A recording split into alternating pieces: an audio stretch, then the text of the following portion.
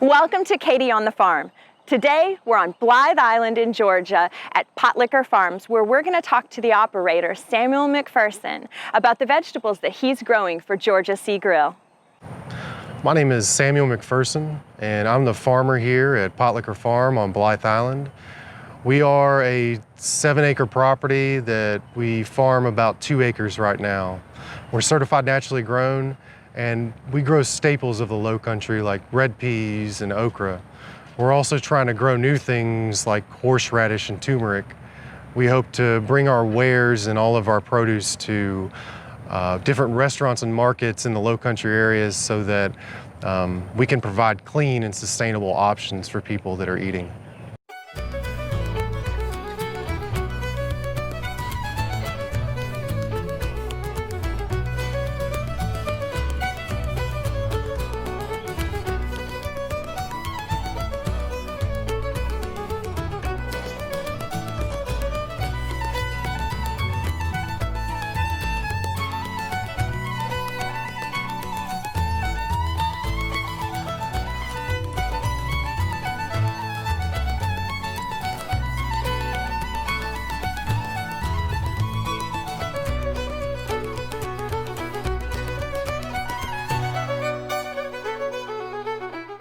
So why buy local? Why make the effort to get up on a Saturday morning and go find producers in your area? It circulates a higher percentage of your money back through your community. It supports local jobs, local growers and farmers. It increases the accountability in the food supply chain. When you know who's producing your food and you can walk onto their farm, then you know exactly how it was raised or how it was made. Buying local makes you local.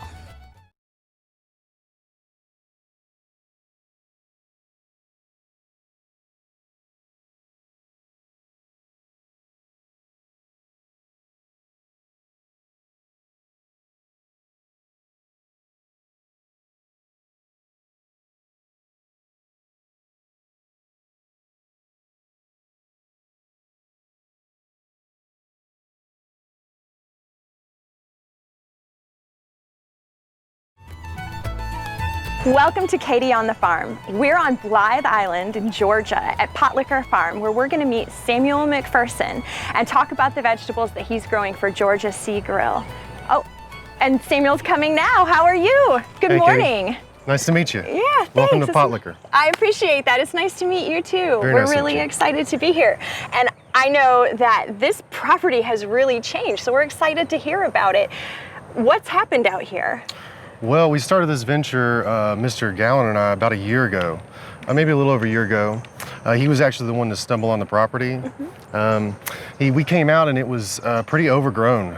There was a couple shacks that were very large, full of a bunch of different trash. There was trash everywhere scattered all over the property. There was downed trees. A couple of hurricanes had come through since the property had been abandoned. So it was just disorder and chaos.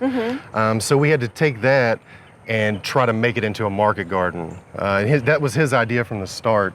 He approached me about it out to lunch one day, and I said, yeah, sure, let's go see the property. And when I first came out here, I was like, oh man, it's a lot of work. It's gonna be a lot of work. Zach was very enthusiastic, and I guess I kind of caught his enthusiasm as well. And we were able to take it and transform it into a functional market garden. We're not selling just yet. We give everything to Georgia Sea Grill on St. Simon's Island.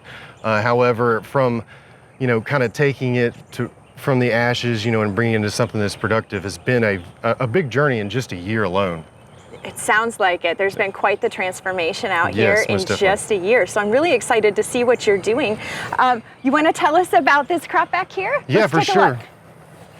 So Samuel, this is kind of your signature crop here, yes? Yes. You want to tell us about this? Yes, these are Sea Island red peas or Sapelo Island red peas. Their lineage is from Africa originally. They were brought over and they were a staple crop in the area for hundreds of years. And they found their way to Sapelo Island, and the last person to really get famous for having these and producing these was Miss Cornelia Bailey, and she was the matriarch, the last one left on Sapelo Island. She passed away sadly. some of those seeds were able to come to us, and I was able to get some of those, as well as some seeds that have been grown in the Glenn County area for about 100 years. So we have that good, viable seed that is, you know, acclimated to the area. Yeah, it seems, I mean, I've done a lot of gardening, and this seems native, not really augmented that I can tell, right? This is very sandy. Yes. We have very sandy soil here, but the one thing that really kind of separates it apart is it's a little darker than normal. And that's because we had goats on the property for about 30 years. Oh, wow. They were going around pooping everywhere and giving us that good manure, so. Yeah, that's our natural ecological cycle. That's wonderful to include animals in that. Yes, most definitely. Where they belong. So these seeds, these peas are acclimated to this ground. This ground was well tended by the goats, right? Yep. Now I see there's also horseradish, right? Yes, this was an idea of Zach's. So horseradish is something we use a lot of at Georgia Sea Grill.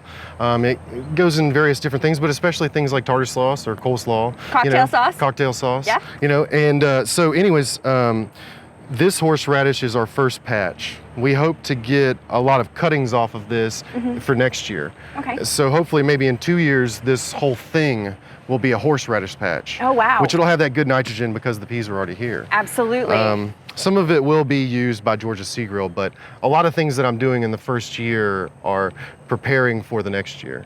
And so I did half of these the, you know, kind of, I guess, lazy way, like you were saying. And then I did the other half the traditional way. So halfway through the season, I dug the horseradish up and I cleaned them off. I planted those spines again back down, but horizontally, so that they would actually grow longer. Because one thing about our soil here is it's sandy, but then you get down to a certain point and it's just hard. Yeah. It's real hard, so the horseradish hits, it's an obvious, you know, wall there. Yeah, I've heard that called hard pan. It's the bee horizon in the soil. Exactly. Absolutely. And so you can propagate this by cleaning it, turning it sideways, and then it's going to grow more off. And that will be a lot of horseradish if you can get this whole huge pea patch into horseradish. Yes, most definitely, hopefully. Excellent. Well, thanks. What else can you show us? I could show you some of the turmeric we're growing, as well as some of the okra that we're growing. That would be great. Yes, I would love to talk about turmeric. That's very trendy right now, too. Yeah, most definitely. All right, thanks. Yep. Hi, I'm Katy Rogers. I hope you'll be right back after this message to join me.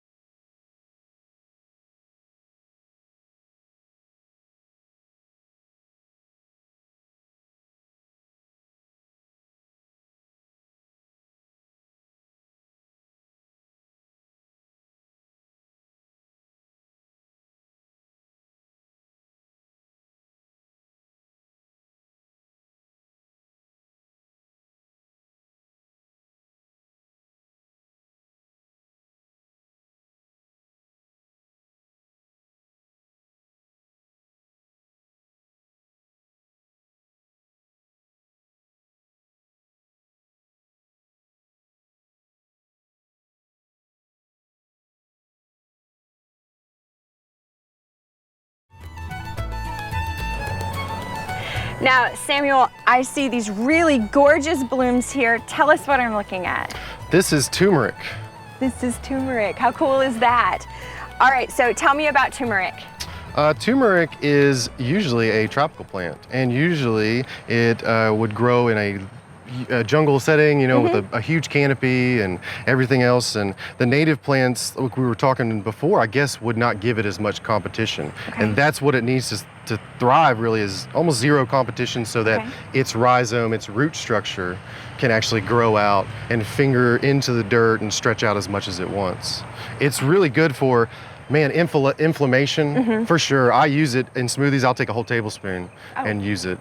It's really good for cardiovascular issues as well. Yeah, my family makes a tea out of it if our stomachs get upset. I've heard that it's really great for inflammation. Yes. I've seen a few people growing it here and there, but I haven't seen people that are putting in beds of it in a while. So I think this is really fascinating. It's a beautiful plant. I can't get over these flowers. The flowers are very beautiful, yes. Almost like a birds of paradise or something like that. But you don't see that often. Right. I really love them as well. I wish you could take the flowers, you know, and go put them in a vase or something. Right. But this isn't propagated by pollen. This is a spreading rhizome. Yes, right? a rhizome. Okay. Yes, most definitely. Yeah, well, it is really stunning. I'm excited to see what happens with this. Is it spreading on its own, or do you have to intentionally break off pieces to plant to get it to spread? Everywhere that you see a plant was about a 1/2 inch to a 1/4 inch piece that I put in the ground. Okay. So I literally spiraled it all around in this grow bag, put them down, you know, second knuckle deep into there, and then everywhere you see one up is just a tiny little piece of turmeric originally. I haven't cut any, but when we harvest in hopefully December, January, our first freeze, whenever it's going to be, I'll harvest all these and keep the ones that I want for next spring's planting. Right. The ones that have already been here. So how big, you said it goes in as a quarter. Yep. What comes out? How big does this get? You know, I'm hoping that it will come out in clumps of 1/4 to 1/2 pound-ish. Oh, wow. You know, but after you clean them off, you might get a little less than that. Right. So with, you know, I mean, it's hard to guess, really. I mean, you always hope that every crop is going to be big and it just bursts out the sides of the grow bag. Absolutely, but they don't stay small. No, They kind of they continue grow out. to. I've seen them in the store with they look like hands in this store. Yeah, they do. That beautiful yellow color. I've seen it used as food coloring, actually. I think my kids have dyed Easter eggs using partially turmeric and beets, right? Yeah. Yep. All right, well, thanks for sharing. Let's keep walking. Yeah, for sure. Hi, I'm Katy Rogers. I hope you'll be right back after this message to join me.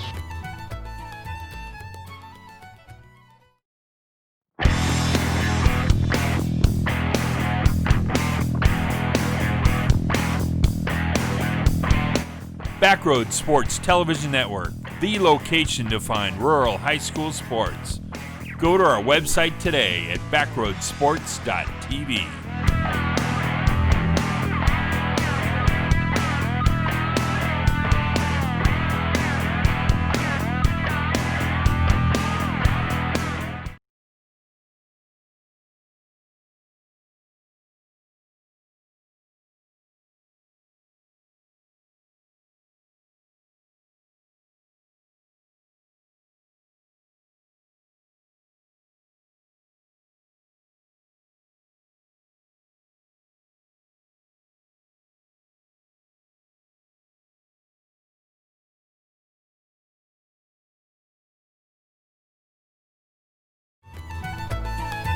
Now, this is a southern staple. This is a substantial okra patch. Yep. If you need help picking this, I can help. I have a little experience with okra. What are you growing? How do they use it at the restaurant, or how do you like to use it? Tell me about the okra bed here. The okra bed is just Clemson spineless. Okay. It's an organic variety. And I grew the first couple patches that we had this year just for seed. I let almost all of them seed out, and I got probably 20 pounds of seed from that for next year. Excellent. That's one of my main tenets as a farmer, is free seed, is saving that seed. Yes. Clemson spineless does great down here. It's almost like the peas. I can water it once a week maybe, you know, and I'm kind of dry cropping it to see what I can get out of it, how much I can get without irrigation. And it's a job, like you were saying before. It's every morning out here clipping up okra to ensure that you have the best, because, you know, just from this, you know, to something like this might be, you know, the difference between delicious and bad. Right. You know, because a lot of people don't know that okra, the reason why it gets so woody is because these balls start to harden up, and that's all the seed. Right. And it's after it reaches maturation date, you know, those seeds get bigger and they get woodier. Meanwhile, a small okra has tiny little seeds that are more than edible. And that's a lot of the problem with okra, is you got to get it first thing in the morning. First thing in the morning, because the difference between those two sizes, this little tiny size of your thumb And these bigger ones, and I got this one before it turned woody, but Yep. the difference is hours. Yes, most definitely. Yeah, it's incredibly prolific down here, I have noticed. And I know you had taken out the other bed of it already, but it gets really tall if you gets harvest giant. every day. Yes. Yeah. So you save the seeds from this. This is a really easy seed to save too, isn't it? Yes, It's most like definitely. it's large. And do you let it dry on the plant when you're going to save the seed, or do you cut it off at some point and let it We dry actually on have the some table? over here that I could show you if you wanted to see how we just break it apart. We let it that would dry be on the great. stalk, and then we just break it apart. That would be great. Yep. That's a great project if you live in the South, is Yes. okra seed. It's really simple, and this is a good thing for everybody to learn. And it can actually be eaten raw. I'm sitting here out of habit and kind Oh, of yeah, for slicing sure. off pieces Yep. of okra and eating it raw. Me so. personally, I love, and this is kind of some accolades thrown at Driftwood Bistro on Jekyll Island. They do okra the best way possible, which is they smash it. Oh, They take it and they put it all in a sheet pan, and then they smash it down so it kind of goes out like calamari, and then they fry it like that. But it's fresh okra, you know? Yeah. It's like it's okra the way that you haven't had it before. I And have it- not had that. It makes it just perfect. Oh, that's good to know. Another way to make okra. All right, well, let's go take a look at these seeds. Okay. Hi, I'm Katy Rogers. I hope you'll be right back after this message to join me.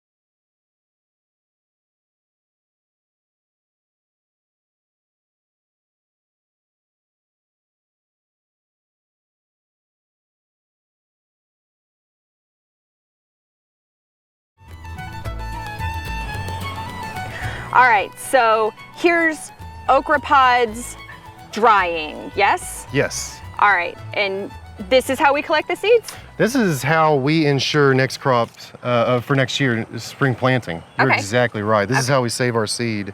We basically just 2 days ago, like you said, it was about 12 to 14 feet tall out Yeah. there. We chopped it all down, everything that was dried, we pile it right here. And then we'll take this into a processing area for drier processing. But pretty much okra, like you were saying before, everyone should be growing okra. Yeah. It's ridiculously easy. And all you do is pop it open, and then the seeds just kind of Oh, and they've gone just from fall out. white to black. Yep. Yeah. And look how many are in each seed. Yeah. Or each seed pod.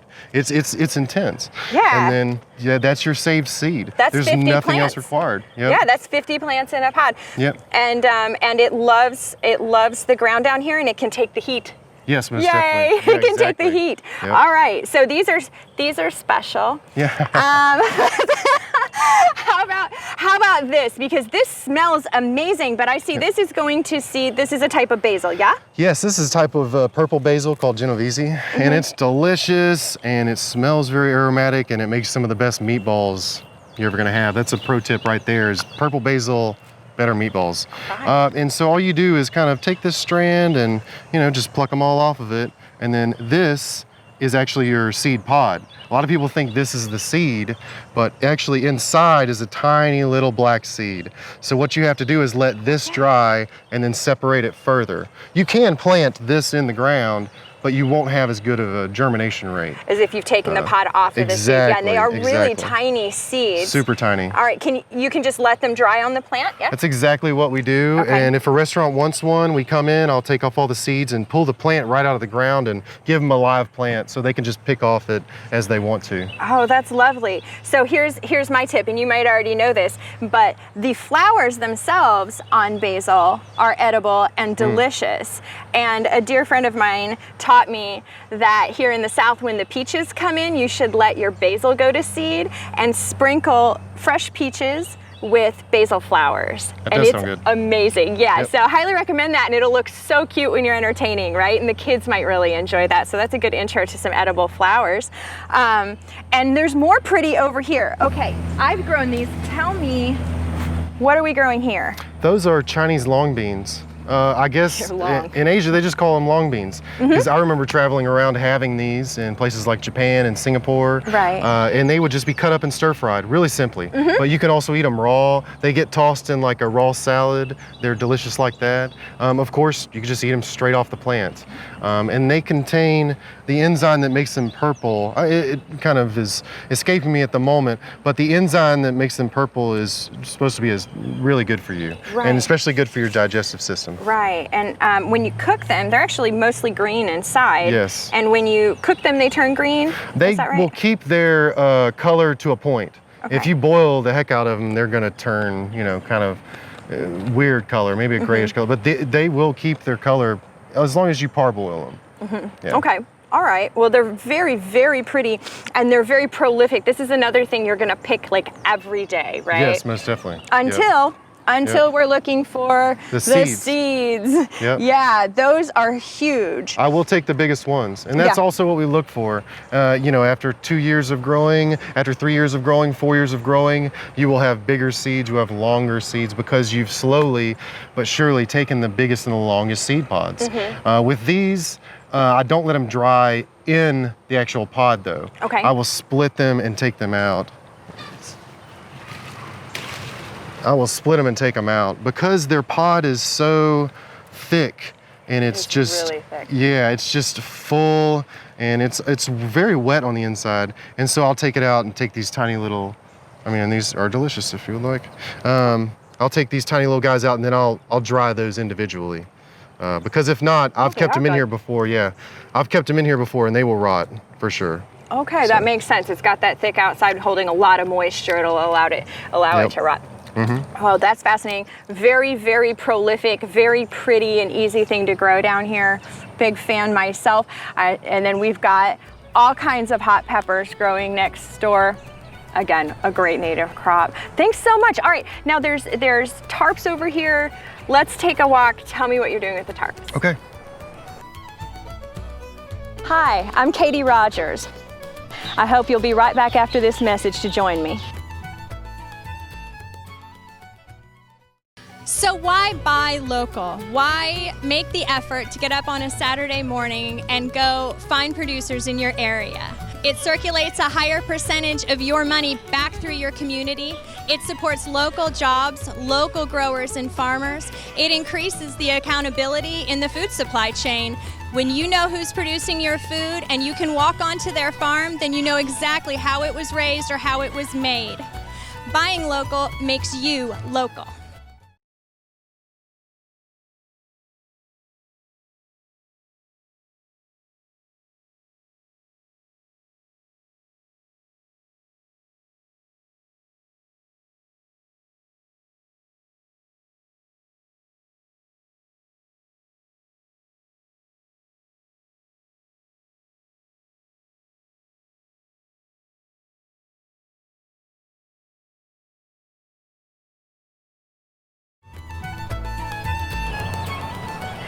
Okay, huge black tarp on the ground, and a place this hot. Tell me why the tarp's on the ground. The tarp is on the ground because of the grass that we're standing on. Okay. If you don't suppress the grass, it comes right back. So one of the things that I've learned and I've been trialing out is using black tarps to suffocate the grass. So what happens is, especially during the summer months, I would put these on in the spring, and then I would leave them there for 4 to 5 months, all the way through the hottest part of the summer. Oh, wow. And we just took these off of another patch that I did that on. Okay. So 4 to 5 months under here helps to make those grass sprouts and all those weed sprouts that you don't want come to the surface, and then that way you can suffocate them down with darkness and heat. So if you have anything that's left over those 4 to 5 months, it'll come up and then it'll get suffocated with heat and with the darkness. And there won't be anywhere to go. And then you take the tarps off and you literally kind of scrape the grass off after that. It just comes out. and we use that for compost, and then we'll take the tarp and move it somewhere else, and we can plant right in that with minimal tilling. Oh, excellent. Yes. Yeah, that's a goal, because nature wants to keep itself covered. It does. So cook it off and take And you know, care of the every weed has a purpose and a place. And you know, everywhere that you look and you see different types of weeds, and when we uncover this thing and see like the desiccated remains of the weeds and everything, you can really tell what the soil might need or what it's lacking as an indication of the weeds as well. Oh, yes. That is a whole fascinating subject. Like, why is this thing growing where it's growing, right? That deserves a whole long conversation. And we all know that, I mean, if you're gonna start a garden, you've got to do something about the grass that exists there, right? So, you have to. So tarping and letting it cook off, that's a great idea. All right, I hear chickens. They have a roll out here as well? Yes, most definitely. And we have Buff Orpingtons, which are the nicest, sweetest, quietest chickens. They are. You hear our rooster, which is he only does it 2 times a day, really, and he's not even that loud. Their function in the farm is my little dabble into Joel Salatin's life, you know, and his whole, the 3 functioning animals on his farms of cows and hogs and chickens. I love that idea. Of course, I'm not raising hogs or cows, so I just use the chickens to come through, remove all the weeds, and put down their good manure. I'll scrape that up a little bit and compost with it. I won't put it right on the garden. I'll compost with it. And they get moved every 4 or 5 days. They love it.